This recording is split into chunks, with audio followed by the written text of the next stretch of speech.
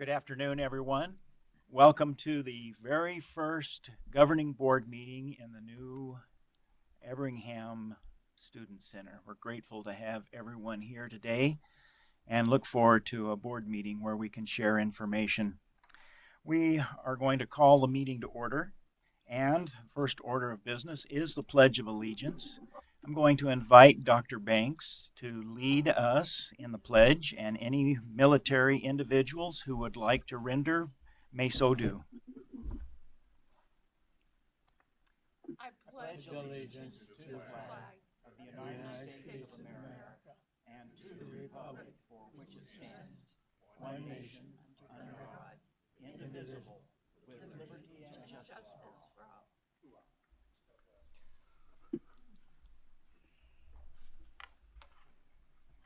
Thank you very much. Appreciate that.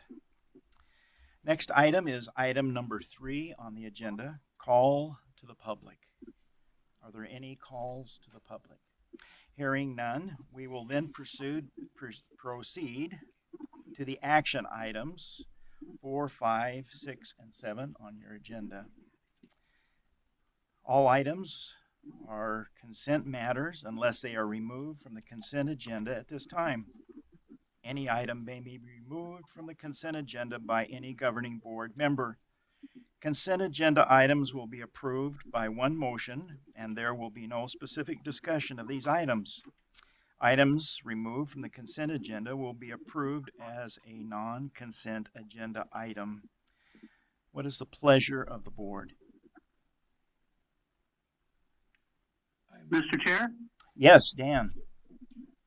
Yes, I'd like to remove item number 7 for further discussion, please. Item number 7 is removed.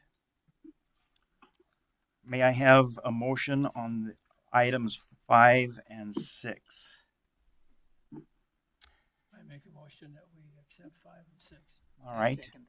I have a motion and a second to approve items 5 and 6 on the consent agenda. Discussion? None. Those in favor, please say aye. Aye.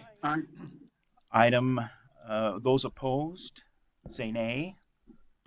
Motion carries unanimously. Mr. Vodka, would you like to address for us item number 7? Dan, did you have any specific question that you would like to address before Mr. Vodka takes the microphone? Yes, I will. And just for ease, because I realize that I'm calling in, I'll ask all of them, but only at once, and then we can just talk at them one by one. Very good. The first item is the tuition is under general fund and auxiliary fund. I'm wondering if the write-off is divided equally amongst the two, or if that might be a double entry. Number 2 is, can you give us kind of an overview of the activities you put in place to minimize the write-offs? I know this is year 5, so if you could talk to us about things that are year 6, I guess, things that are helping to minimize this write-off, and then what are the costs of seeking payment? For instance, tuition. Is there we turn it over to a collection agency? Can you talk a little bit about that as well? Thank you. There we are. Thank you. Thank you, Dan. All right, I think I wrote down all the questions. Your first question, it is not a double entry. There was tuition dollars that come out of the general fund and also tuition dollars that come out of the auxiliary fund. So that is not a double entry. This is an annual event that we do. We only keep 5 years worth of accounts receivable on our books, so therefore we're asking for the bad debt expense here on the fiscal year 12 and 13. The 805 total thousand is approximately the similar amount to the last 3 or 4 years. I think there was a low of 673 and a high of 900,000 something when I looked over the last 3-4 years. So it's been standard in the ballpark. We do have collection procedures in place. We do attempt to make all collections possible. Student accounts are restricted and they're prohibited from registering in the future until an old debt is collected upon. So we do exhaust all capabilities of collecting the monies, and after 5 years, then it is written off as a bad debt. Happy to answer any other questions. Dan, do you have other questions relative to the item number 7? I think I could hear most of what Mr. Walker was saying, so I think I'm happy or satisfied with the response. Thank you. Okay, thank you. The bottom line is that they have made every effort they feel that they can to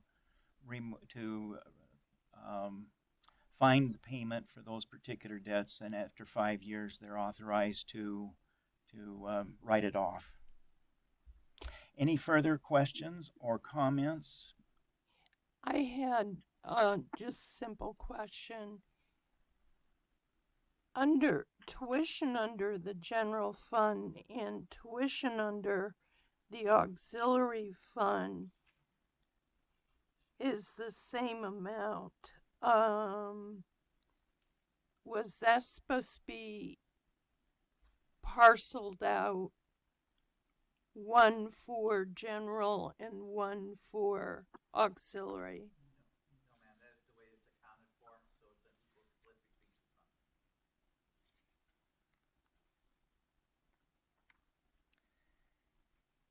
funds. Okay, and Chair, would it- that's just the way the state wants it. That is the way how we record tuition revenue for our purposes as a college. Okay, thank you, Chris. Thank you.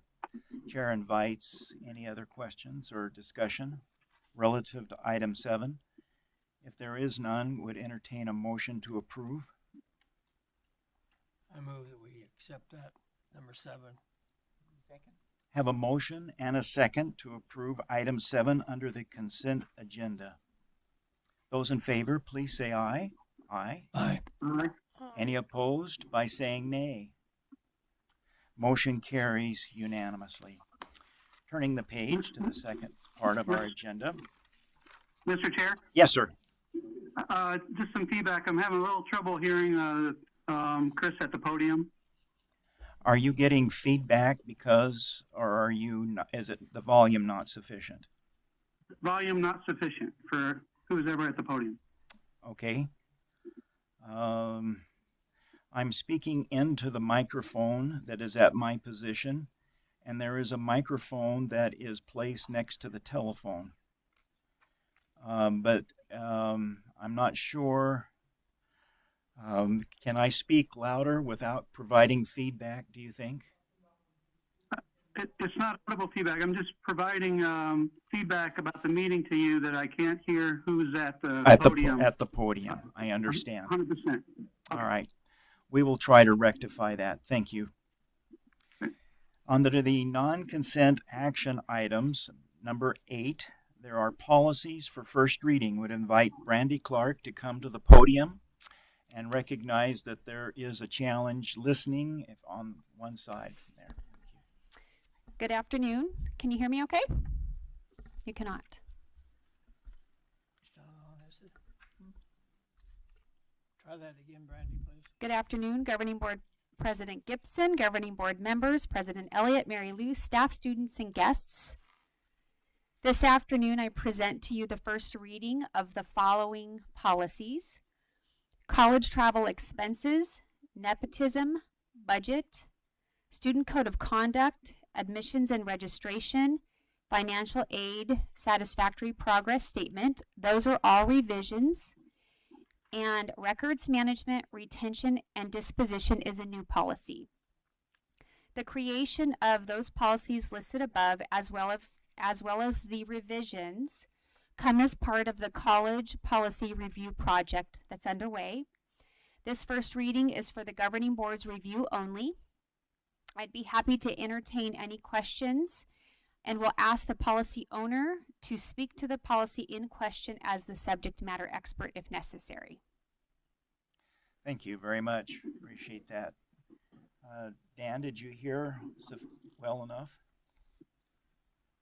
I'm sorry. No, I heard most of what you said, but I didn't hear everything. All right, let me recap if I might.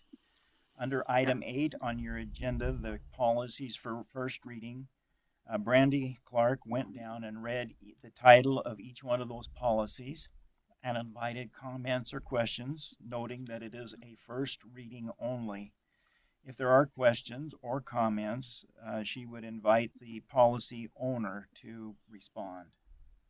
Do you have any questions or comments relative to those listed in item 8?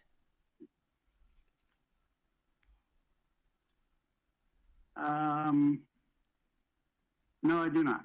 Thank you very much. Would invite others here that are present to ask if there are any comments or questions. Okay. All right, thank you very much. We will move then and acknowledge that it is a first reading and that we will have a chance to review those between now and our next meeting. We'll move to item number 9, policies for second reading and adoption. Brandy Clark. This afternoon, I present to you the second reading of the following policies. The audit policy and the risk management policy are new policies, and revisions to the cash reserves policy, financial controls, and gifts policy. This is actually a second reading, and we ask for the governing board to consider adoption. Again, I'd be happy to entertain any questions that you may have, and we'll ask VP Wadka to speak to the policies in question if necessary. Thank you very much. Dan, just to recap, items 9.1 through 9.5 are the items that Brandy is presenting for second reading and adoption. Audit policy 9.1 and risk management 9.5 are new policies. And if there are any questions or comments relative to those policies presented, Chris Vodka will address those. Do you have any questions? No, I do not. Are there any members of the board here present that have any questions about policies 9.1 through 9.5? Hearing none, I would invite a motion to approve 9.1 through 9.5. I would make a motion that those policies be approved. And I would second that. I have a motion and a second to approve policies 9.1 through 9.5 in their second reading. Is there any discussion? Those in favor of the motion, please signify by saying aye. Aye. Aye. Aye. Any opposed by saying nay? The motion carries unanimously. Thank you, Brandy. Appreciate it very much. Items 9.6 through 9.25 will be presented by Dr. Elliott. Good afternoon, Board of Governors, President Gibson, faculty, staff, and friends. I'm presenting to you, the board, your board policies. If you recall, at the July 24th Board of Governors retreat, you reviewed all of the board governance policies. There are 20 of them during that day-long retreat. And after the review of the policies, the board considered the extensive reading, revising, and editing process sufficient to serve as the first reading. Therefore, I bring to you the following board policies for second reading and adoption. I won't read them all, but they're 9.6 through 9.25. And I'll answer any questions or comments or concerns you might have. Dan, were you able to hear Dr. Elliott? Yes. Okay. And I see no reason to approve all these individually. I do, I'm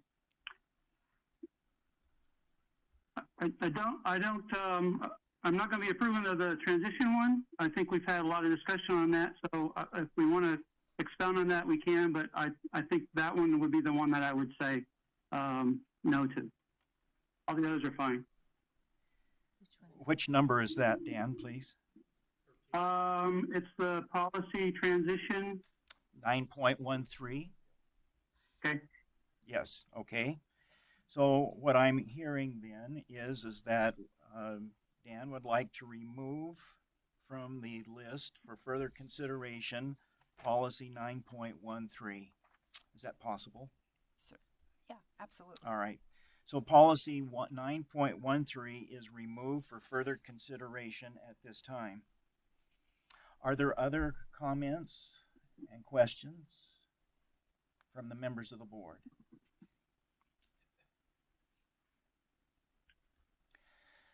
Hearing no comments or questions, Dan, I'm assuming that you would like to make a motion that you would move to accept and approve 9.6 through 9.25 with the exception of 9.13, which has been removed. So moved. Do I have a second? Dr. Second. Banks has seconded it. Thank you very much. Appreciate that. Further discussion?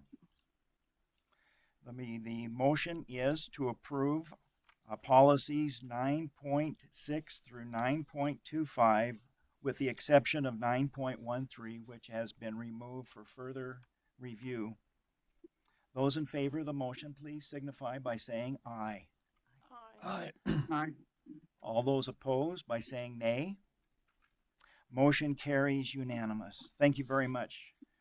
We appreciate the hard work of the various committees across the campuses who have helped us to develop and new policies and review and update the existing policies. Dr. Elliott, is there anything else that you would like to say on that item? I do. I forgot this, and this is on me. As part of the adopting of the new policies and the revised policies that were presented, in particular, executive succession was a new policy, president's job description, and institutional planning, the board will also need to vote to eliminate the following policies that were embedded into other policies and or were no longer deemed necessary.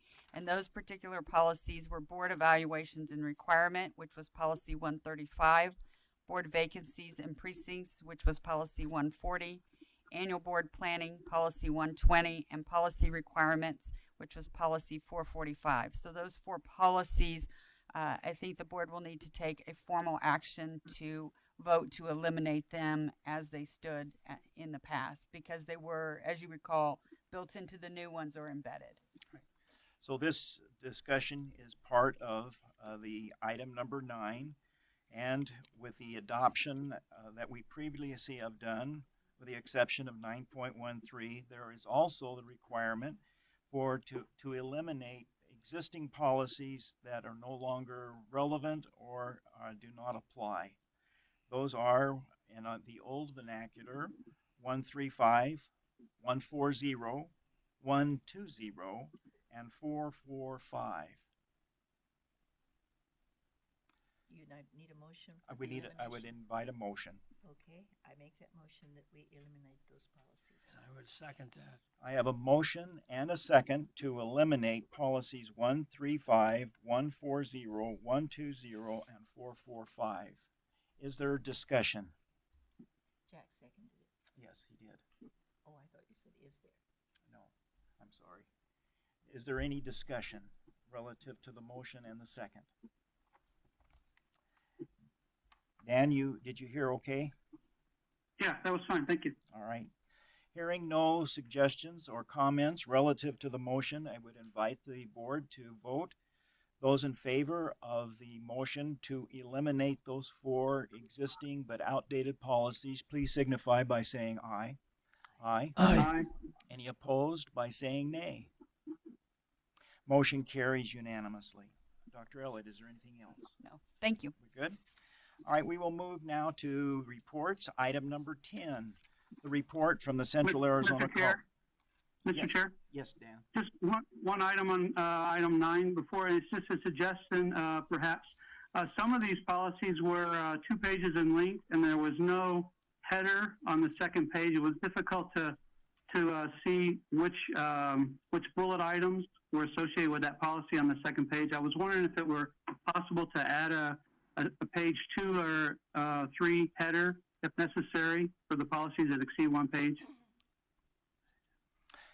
Appreciate the suggestion, and it is being taken under advisement. Absolutely. All right, thank you. Thank you. Anything else, Dan? I apologize for brushing over you. No, that's all right. All right. Fine. Now we will proceed to item number 10, which is a report from the Central Arizona College President, Dr. Elliott. Thank you, President Gibson. A few things I want to update you on.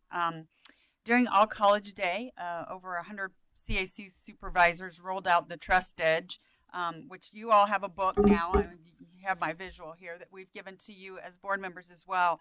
This is a multi-year program that we've adopted, an approach that we are using to build a culture and climate of trust at CAC in support of our new vision of trust, or our newly adapted value of trust.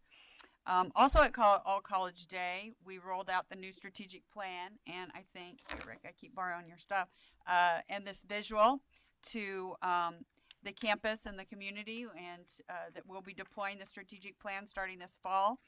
So you all have a nice copy of that as well. In support of the new strategic plan, and the culture we're trying to build, I have developed a President's Innovation Fund grant, and that will be available for faculty, staff, and students to support innovations that will help us advance our strategic plan, and we're rolling that out here in the fall. 22 Student Support Services, TRIO program students, they participated in the Summer Bridge component last week. As you know, this is an intense 5-day residential orientation program to help the students get acclimated to college, and they live actually on campus, and this program is free to those students.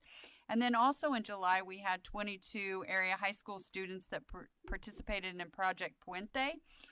It's a CAC USD grant funded program to help create a bridge from education to careers in agriculture.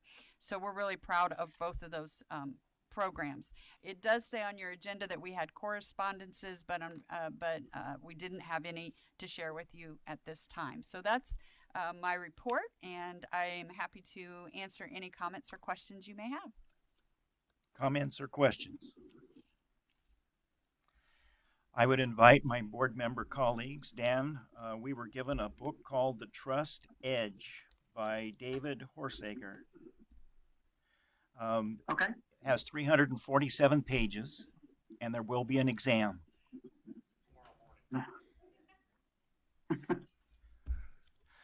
Sorry about that. That's okay. Just wanted to get Dan's attention. Just let Dan know we'll get him his book. Dan, they say they'll get you a copy. I'm excited. Well, it does look like a very interesting volume, and I'm looking forward to looking at it more in depth. All right, item number 11, Business Affairs Reports. Chris Wadka. Thank you, and good afternoon, Mr. Chair, governing board members, Madam President, Madam Secretary, colleagues, and guests present this afternoon. 3 items for information this afternoon. First one is the, the monthly budget reports. This is now for the fiscal year ended of June 2018. This is the, however, preliminary information, as we still have the same issue that I've reported on the last couple of months on the nexus information in terms of tuition revenue and scholarships not being completely included in these financial statements. However, the district general fund expenditures are fully recorded in here, and they are committed at 88.87%, so effectively 89%. This is a 2.6% increase from June 1 year ago, where we were at about 86%. And as I mentioned a few times, and in the board monitoring reports, is also that our expenditures are going to be closer to the 100%, over 90%. So we're trending towards that goal, and as you can see from last year, about 3 to 4% ahead of that goal. And I do want to say that since this is still the month of August and the books are not completely closed, nor have the auditors started our work yet, so we are in the process of closing entries, audit entries, and so forth. So there will be some additional accruals that will occur. So later in the fall, I'll be bringing back a final for the month of June. So with that, any questions on the financials? Dan, I don't know how well you heard, but it was a report on the business section and the forms that are given to us each month. Pretty standard stuff. Did you have questions particularly? I think we noted, or I think I heard him say that it is a delay on the Nexus finance. On the revenue side, correct. The rollout, yes. And it sounded like the college is, adapting to that, compensating, and that it'll be a better product in January, as I understand, than if we were to release it now, only partially complete. Is that correct? That's correct. That's actually my third report, but you've Oh, jumped I'm sorry. ahead, and that's correct. Dan, would you like to Okay. give that part of the report too? Yeah. All right, I'm all trying right, to so- follow along in the packet, and it is kind of hard to hear at the podium. So. I understand. Sorry. The I chair don't- is getting out of control. Volume's as high as it goes, right? Please proceed. Okay, thank you, sir. Wait a minute, excuse me, just a minute. Were there any questions or comments from members here? Thank you, we're good. Thank you. The second item is the amount of the purchases, 20,000 and over.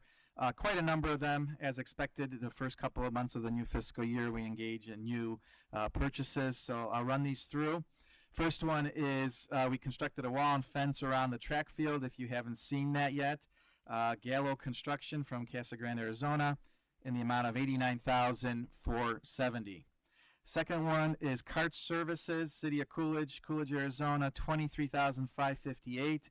CART stands for the Regional Transport Service, our bus service. If you see the bus that comes around campus and has other stops in other cities, that's our CART Services membership fee for the year. Next item is maintenance supplies for 2018-19. Granger out of Phoenix, Arizona, $25,000. That is to create an open purchase order for maintenance supplies for our new fiscal year. Next one, oil and fuel for fiscal year 19. Synergy Petroleum, Phoenix, Arizona, $20,000. That is the oil and fuel that we have on campus that we use. That is also a purchase order. Supplies for fiscal year 19. Waxy Sanitary Supply out of Mesa, Arizona, $25,000. That is to create an open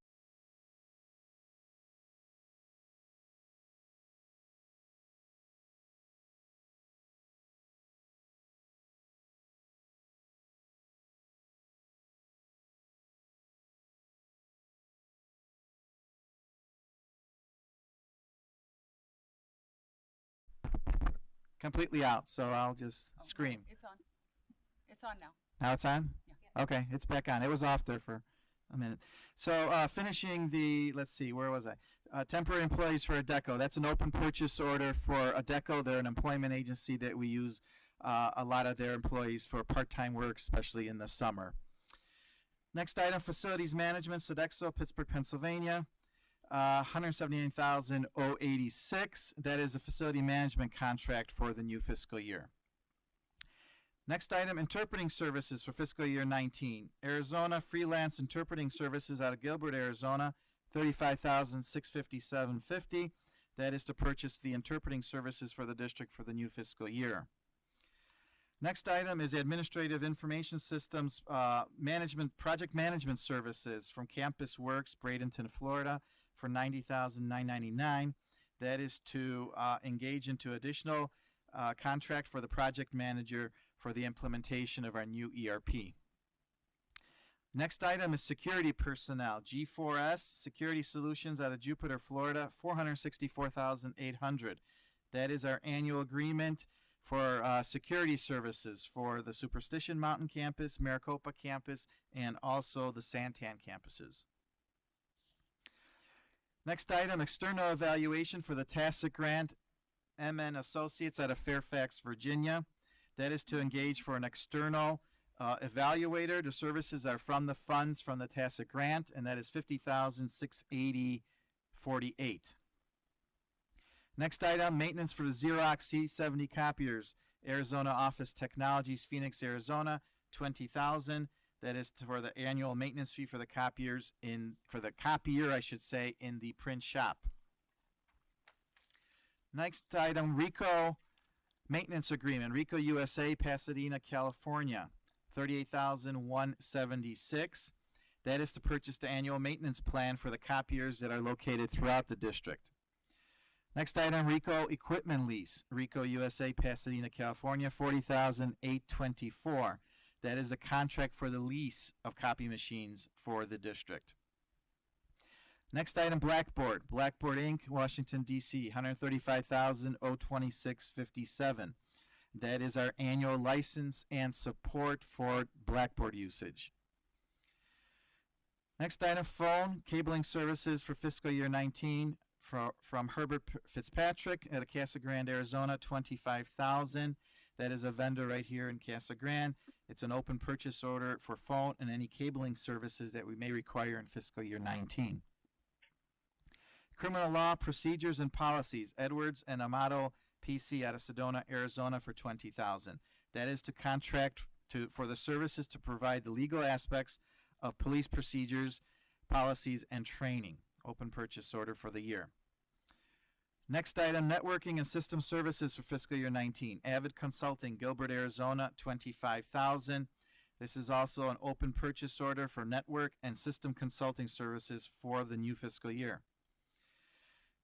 Quarterly preventive maintenance for security systems. Stanley Convergence Security Solutions out of Naperville, Illinois, $36,000. That is to purchase the new preventive maintenance for the security systems, and a lot of that is associated with our 2 new buildings and our new camera systems, etc., for both this building and the science building. The next item is Accuplacer units, College Board out of Staten Island, New York, $28,399. Those are to purchase the placement tests for the district. And the last one is a removal of an underground storage tank, Adams and Wendt out of Mesa, Arizona for $49,700. And that is to remove the underground tank that we have at our facilities area here at the Signal Peak campus. Any questions on these purchases? I don't have a purchase question, but I do have a question on cart. And are they, who tells them where to stop? There is a cart board. We are a member of that board. I personally sat on that board for about 5 years, and now the new member is Tremaine. He now sits on the cart board that meets on a quarterly basis. Okay. I don't want to be a complainer all the time. I was over at the Pence building and the cart bus stopped, and I asked if I could get on and if they'd just let me off at the cafeteria. The woman said, "No, I can't let you on. I don't know where the cafeteria is." Can we have some designated signs as to where people can be collected and dropped off? I believe we have the one sign, and there's only one stop on our campus here. This is a regional transportation system that goes from stop to stop, and there are actual times posted. They have a schedule that they must follow, so it's just one stop at our campus here, and there's one stop at the campus at the CG Center, and there are times posted morning and evening for our students and staff that utilize the service. But we do have the signage, if I'm not mistaken. Signage is up by the Pence. That is our new location. It was in a different area prior to the start of our construction a year ago. Thank you. Thank you. Next item. Okay, next item presented I by had a Dan question. Miller. Question, just a minute, Chris. Yes, Yes, sir. Dan. I didn't hear on the storage tanks, where are they located, what were in them, and were there any soil sample requirements because of the removal?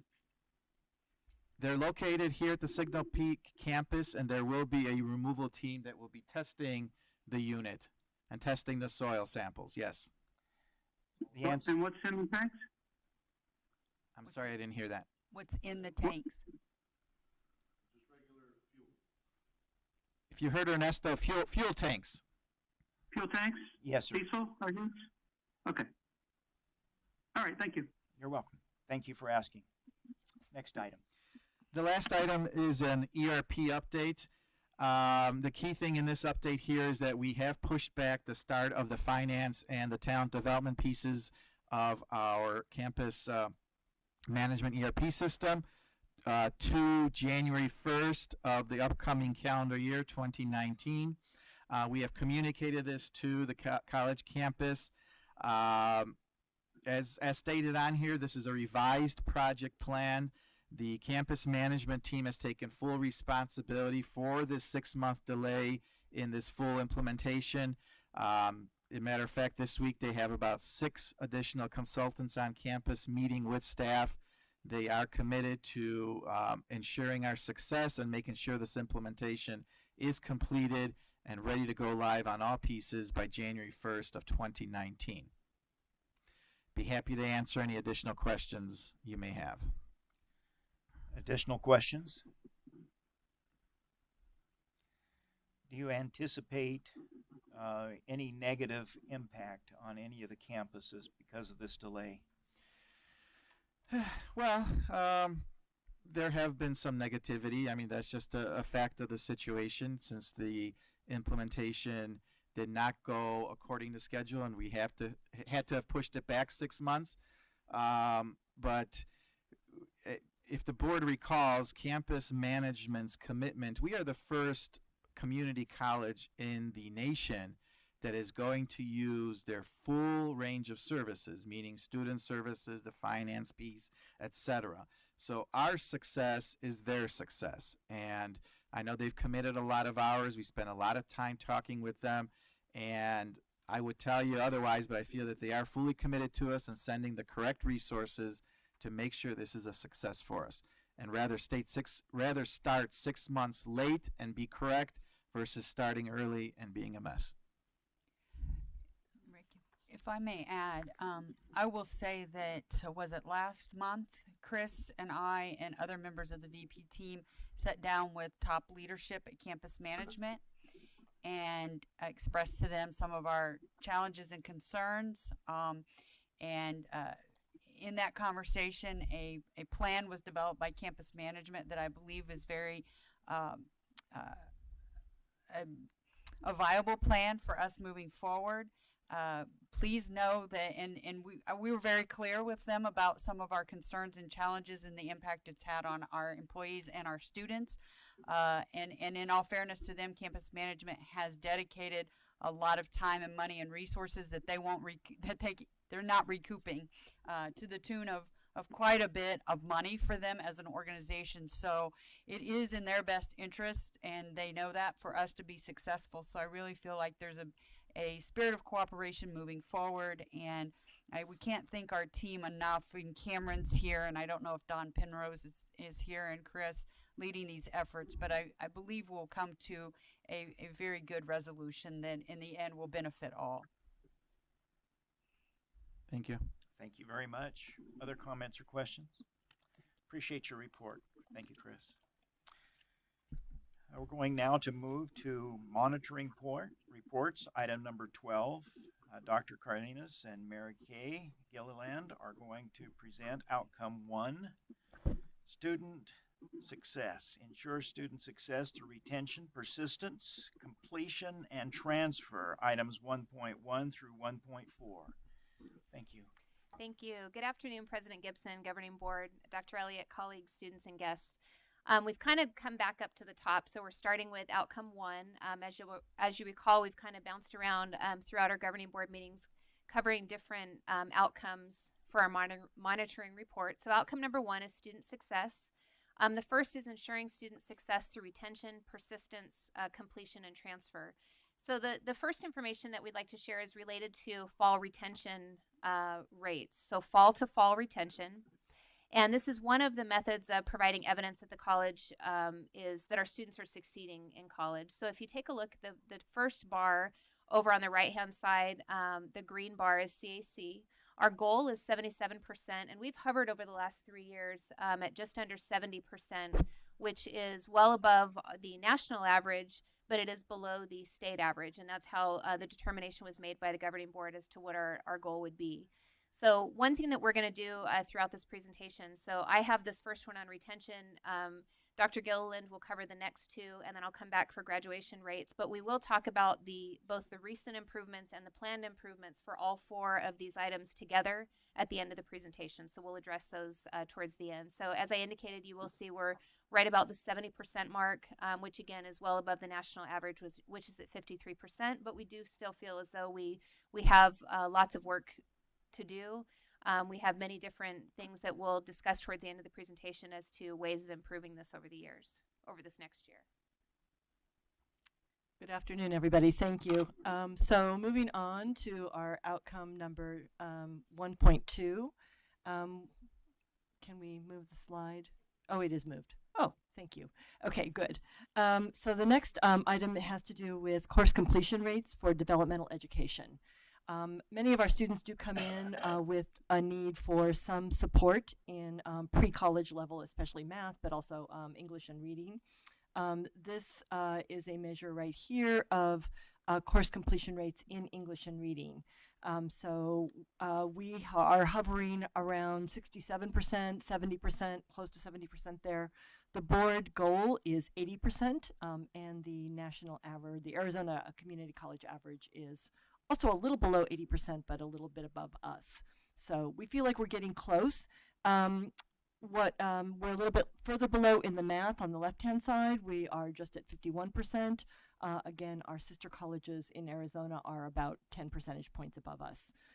I do want to add that we'll see again the recent and planned improvements at the end, but these measures are from 2015, 2016, and since that time we actually have made huge strides forward with a co-requisite model that has greatly improved especially our English and reading outcomes. So let's move on to the next one, which has to do with college level course success rates.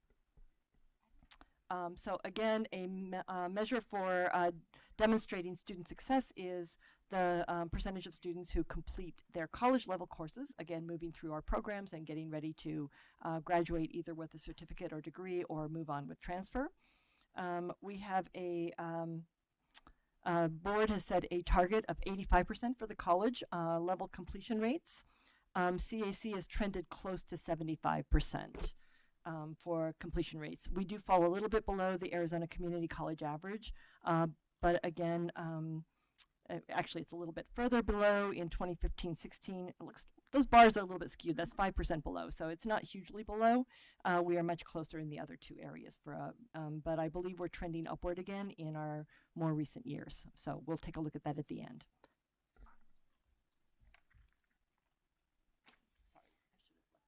All right, and the final of the four measures that we're looking at is our graduation rate. And one thing that I wanted to point out, a question always comes up as we look at this data is why are we using 2015-16 data when we're in the current year, 18-19, moving forward? And that really has to do with the fact that it's imperative, and Dr. Elliott has really guided us to ensure that as we're showing this information that we have comparative data both at the state level but also at the national level if it's applicable. So the AZ Vision report, this is the newest data that we have in that area. So that's the reason that we've shown this. We do know that we have our own institutional data that we can look at, but we think for the purposes of this report for the governing board, it's really important for us to have the comparative measures to look at. So this final slide that we're looking at, or the final of the four measures, is our graduation rate. And it does show that the governing board has made the determination that 50% will be our graduation rate that we're working towards. If you take a look at the national number, that's as low as 25%. The community colleges throughout Arizona are at 30%, and we are above them at 32%. And looking at this just at face value, CAC is doing better than both our sister colleges and also than the national average. But we have to stop and look at what that 32% means. So 32% in the grand scheme of things, although higher than those other areas, is something that we absolutely are committed to focusing on and really ensuring that the large-scale programming that we have coming up and changes that we've had at the college will help us to improve this graduation rate overall. So for the recent improvements, and then Dr. Gilliland will talk about the planned improvements, one of the first things that we've done, and if you'll recall it at one of our past governing board meetings, is removed the graduation fee. So really encouraging our students who have been retained from semester to semester, who are ready to graduate, to not have to pay for that final process as they graduate. It also helps as we're creating more and more stackable credentials, so students are able to take programming, different certificates that then lead into associate's degrees and can lead either into the workforce or transfer into a university, but they're not having to pay that graduation fee multiple times along the way. So we feel that that's a barrier that we were able to remove, and we appreciate the governing board supporting that decision to remove the graduation fee. We've also had improvements in our schedule building. I think it's evident this semester our students are taking more credits, so that's something that we're able to say as we move into this fall semester, and we've just started this week. But looking at the numbers of students that we have, they are increasing the number of credits that they're taking, which is really positive, and I think that can partially be a result of the scheduling improvements that we've seen over the last year. The co-requisite model for English, reading, and other freshman courses, which allows students to move more quickly through the developmental ed coursework. It allows them to take some of their developmental education courses at the same time they're taking college level courses, which has been extremely effective. Both our students are doing well, and we're also seeing significant change there. Our new registration process is something very new to CAC. Many times we have students who go into the academic programs and they're working directly with the program directors and people within the program, but then they have to leave the building and walk to registration to go and get registered. So a change that we've made is allowing the program directors to actually have the ability to be able to register students from within the academic department. So we think that that's something that will really help students as well, to not have to go from place to place to get that done. So that's something that we're piloting and just getting started with. Our online graduation application has been a tremendous help for students. I know it seems like it's something that might be really small, but up until last year, our students were having to fill out a piece of paper to request to graduate. So this is something that is definitely an improvement for us and for our students, as well as the degree audit system that we've talked about in previous presentations. And the last thing that I wanted to share is we've fully developed our campus activity boards as well as student government associations throughout the district. So we are really at a good place when it comes to the opportunities for our students to get engaged on campus at all of our campuses in various programming, both academic programming, student services programming, leadership type activities, and we think that will help them as they're more connected to the campus. They'll continue to be retained and graduate at higher rates. So those are things that we've recently done, and then Dr. Gilliland will talk about some of our planned improvements. Okay, thanks. We have a number of planned improvements on the horizon already, but I think we're pretty excited and encouraged that we're seeing some successes already from these improvements that have been implemented. Can you hear me? Okay.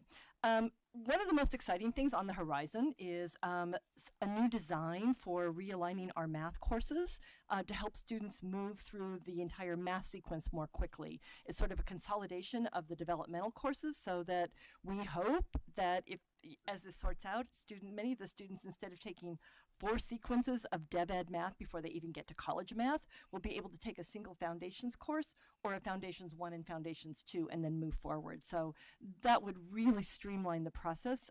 This is still a work in progress with building the curriculum, but the math faculty and math leadership met over last spring and some of this summer, worked very diligently together and came up with this really amazing, I think rather revolutionary model, because it's just cutting right to the chase and trying to get people much more quickly into those college level courses without sacrificing teaching basic skills. So we hope that will really lead to a lot of improvement. We have the Guided Pathways program in process.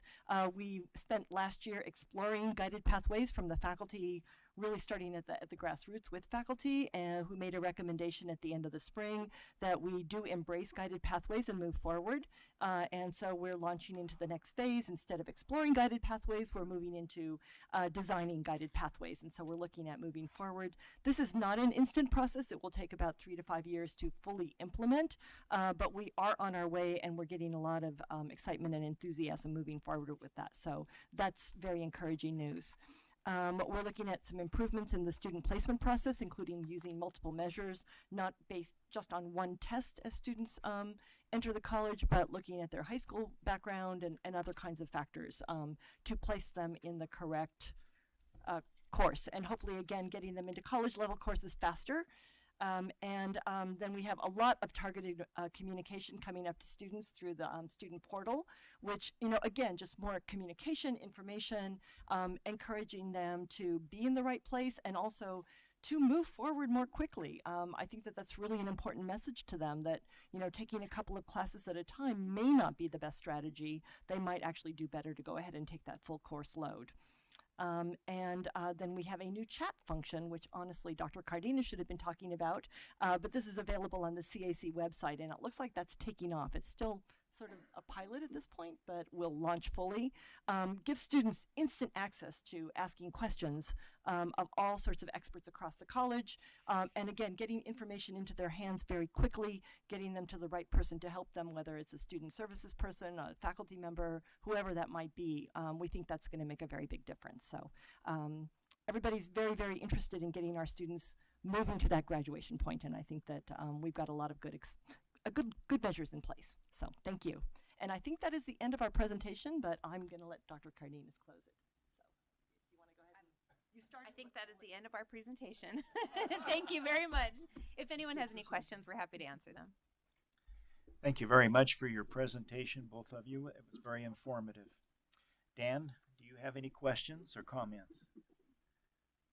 Again, it's difficult to hear. If you covered this, I apologize. But Dr. Golan, the math course realignment, was math identified as a root cause for graduation rate, or is that just part of the continuous improvement that I know you and your staff are working on? I would like to say that it's probably both. We have been continually working to try to get students to move more quickly out of developmental education, which is in English and reading and in math. The majority of our students who fail to progress at a regular pace are being held up by math. That seems to be the more the stronger Achilles heel. So this is part of the planned improvements, but really targeting math in particular, as with a need for realignment as we move into guided pathways, and also to better support our students. So. Okay, great. Thank you. Are there other questions or comments? Thank you very much. We appreciate it. Thanks.